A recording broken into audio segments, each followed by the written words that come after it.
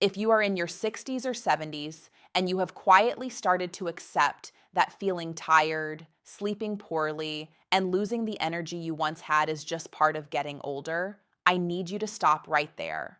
Not because I want to alarm you, but because that acceptance, that quiet resignation to a lesser version of yourself, is costing you something you cannot get back.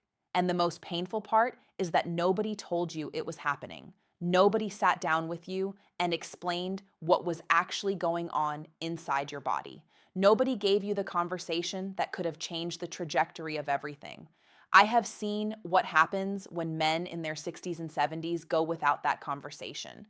I have watched it play out not in textbooks, but in real exam rooms, in real faces, in the eyes of men who finally came in after years of declining quietly and said the same four words every single time.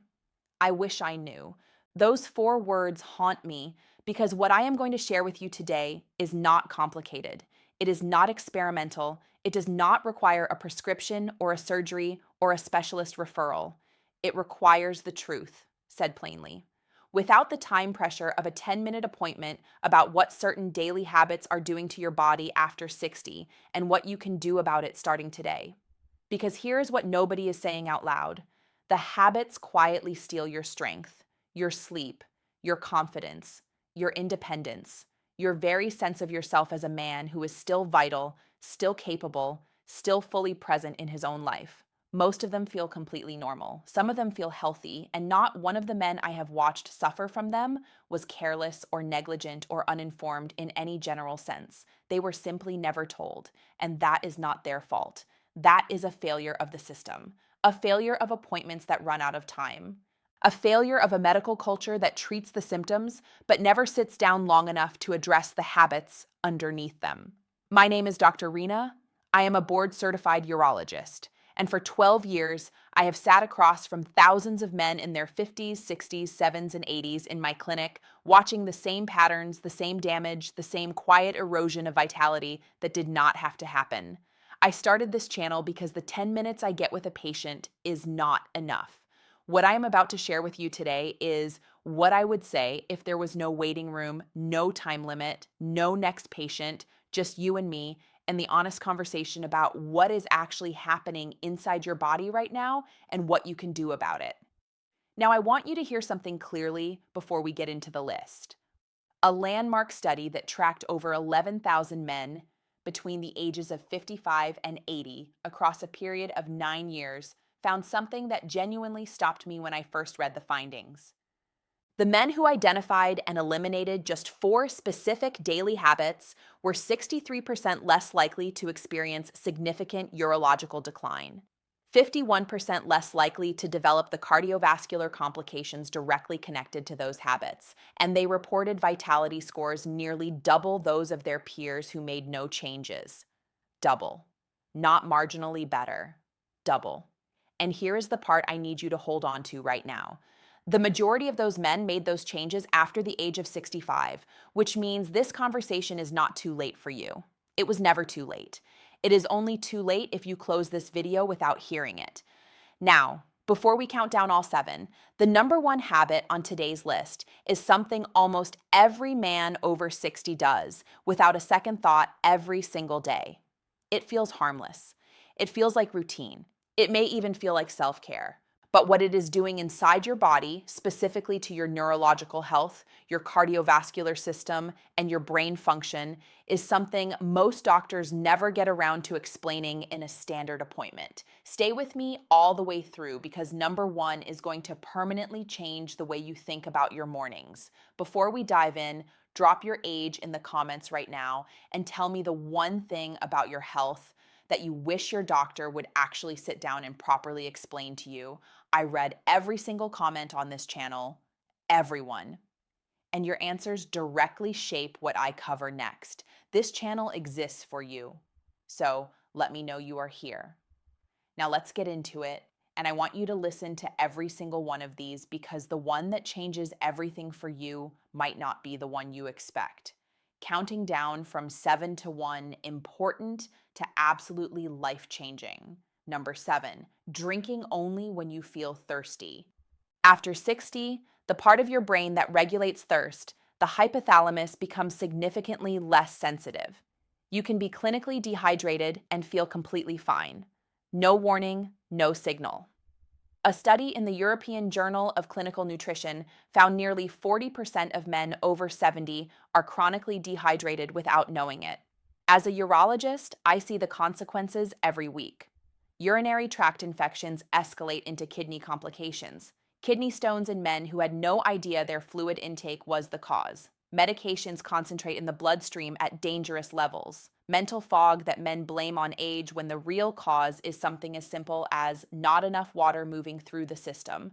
I had a patient, 66, sharp man, former contractor, came to me convinced something neurological was deteriorating. Fewer than 3 cups of fluid daily because he simply never felt thirsty. We built a structured hydration protocol. Within 6 weeks, the fog he had blamed on aging had lifted entirely. Stop waiting for thirst. Drink 6 to 8 cups consistently across your waking hours.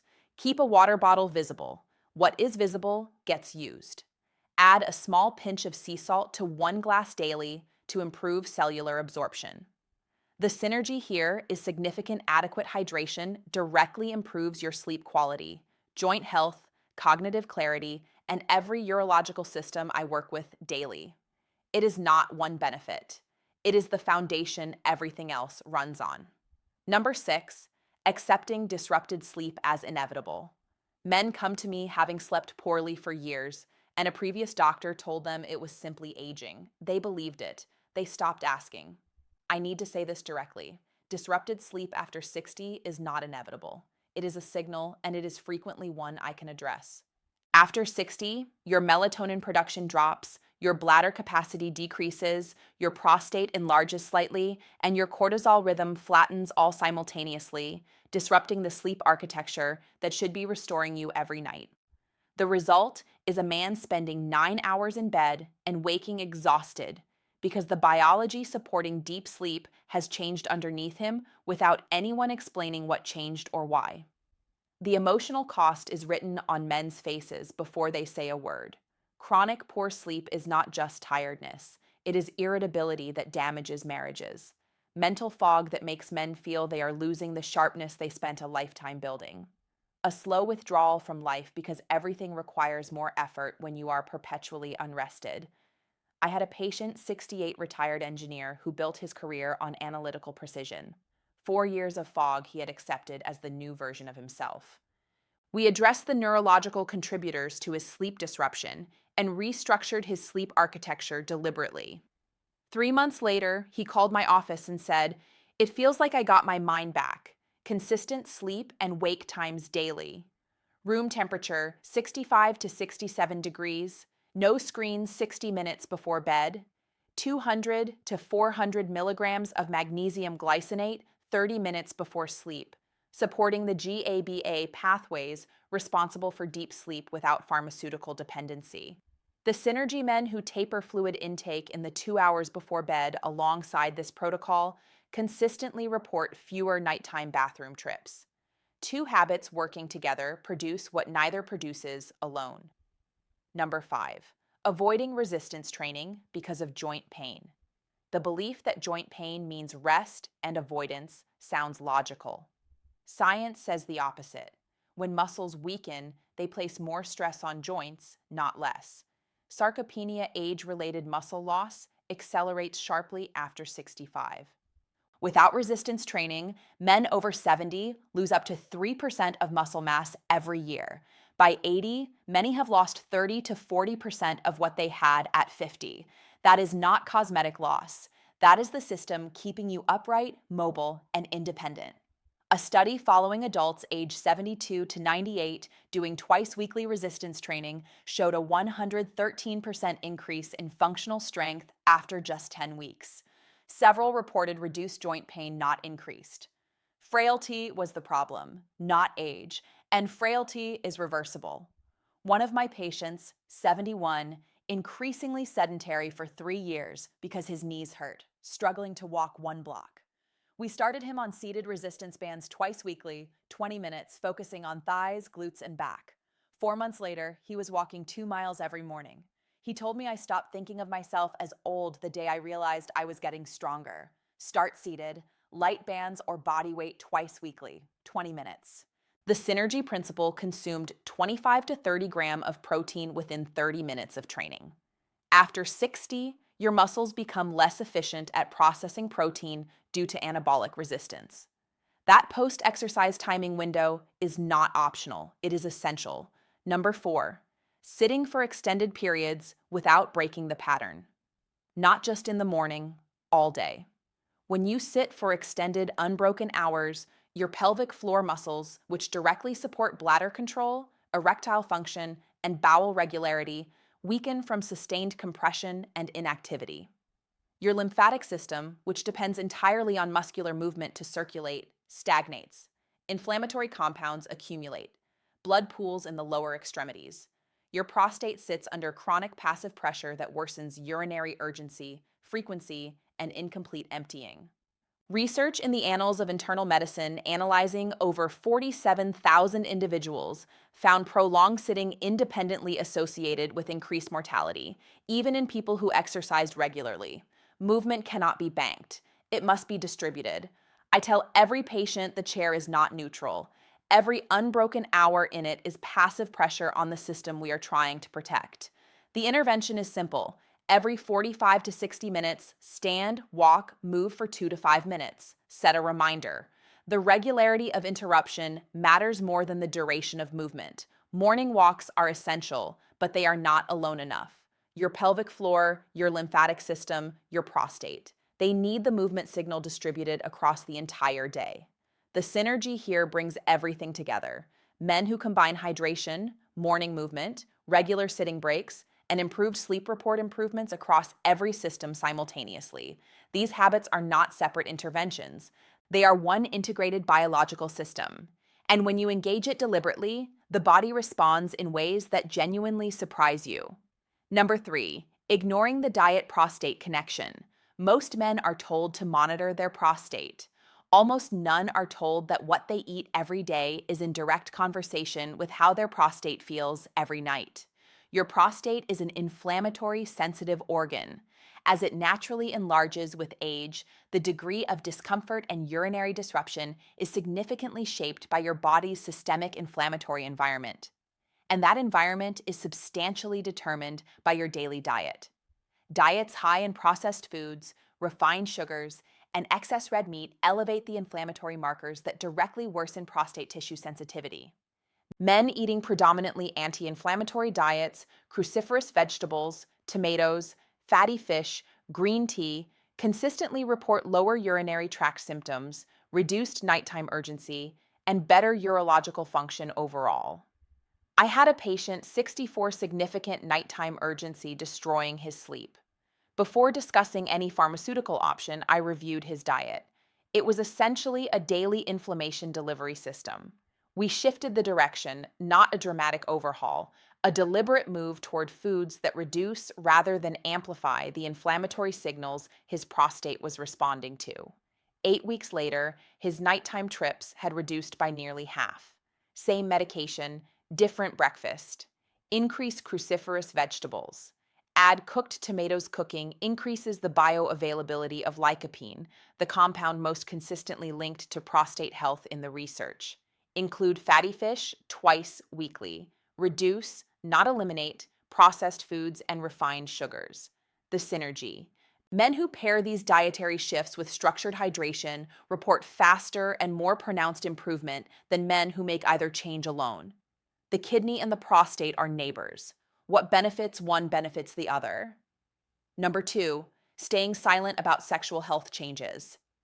I am going to say this the way I say it in my clinic directly, and without the awkwardness that causes most men to avoid this conversation for years longer than they should.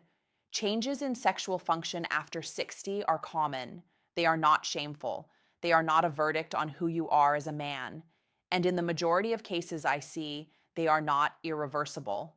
They are symptoms with identifiable causes, many directly connected to the habits we have already discussed, and they deserve honest medical attention.